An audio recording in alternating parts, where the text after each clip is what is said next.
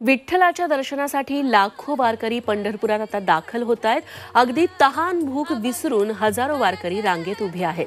तर प्रत्येक भाविकाला पांडुरंगाचं दर्शन घेण्यासाठी सध्या तब्बल 15 तास लागतात। एका मिनिटात 35 भाविक पदस्पर्श दर्शन घेतात आणि याचा सविस्तर आढावा घेतलाय आमचे प्रतिनिधी सचिन कसबे यांनी। सुंदर ते ध्यान उभे विटेवरी कर कटावरी ठेवून या।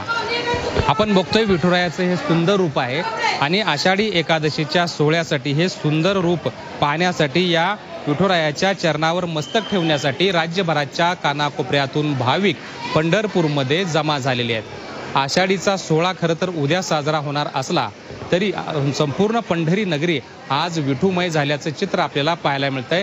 श्री विठ्ठल रुक्मिणी मंदिर समितीच्या माध्यमातून विठुरायाच्या सुलभ दर्शनाची सोय भाविकांसाठी करण्यात आलेले। एका मिनिटाला सुमारे 35 भाविक हे पदस्पर्श दर्शन घेत आहेत आणि दिवसभरामध्ये 22 तास दर्शन भाविकांना घेता येणार आहे। या काळामध्ये जवळपास 45,000 भाविक हे विठुरायाच्या चरणावर आपलं मस्तक टेकवणार आहेत। विठुरायाची शासकीय महापूजा मुख्यमंत्र्यांच्या हस्ते महाराष्ट्रातील जनतेचे प्रतिनिधी बनून होणार आहे आणि आता संपूर्ण महाराष्ट्राला आणि पंढरपुरात आलेल्या सर्व वारकऱ्यांना उत्सुकता लागलेली आहे त्या उद्याच्या आषाढी एकादशीच्या सोहळ्याची।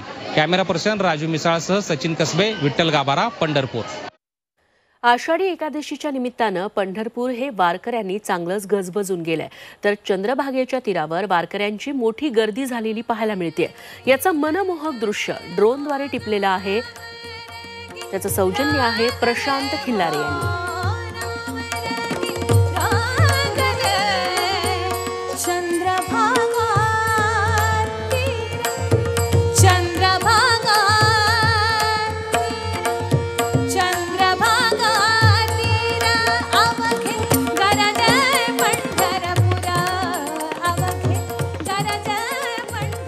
राज्यातील जनतेचा आराध्य दैवत विठुराया आणि रुक्मिणी मातेसाठी मुख्यमंत्री शिंदेंच्या कुटुंबियांकडून खास पोशाख देण्यात आलाय। मुख्यमंत्र्यांची सून आणि खासदार श्रीकांत शिंदेंच्या पत्नी वृषाली यांनी स्वतः हा पोशाख मंदिर समितीचे सहअध्यक्ष गहिनीनाथ महाराज औसेकर यांच्याकडे दिला।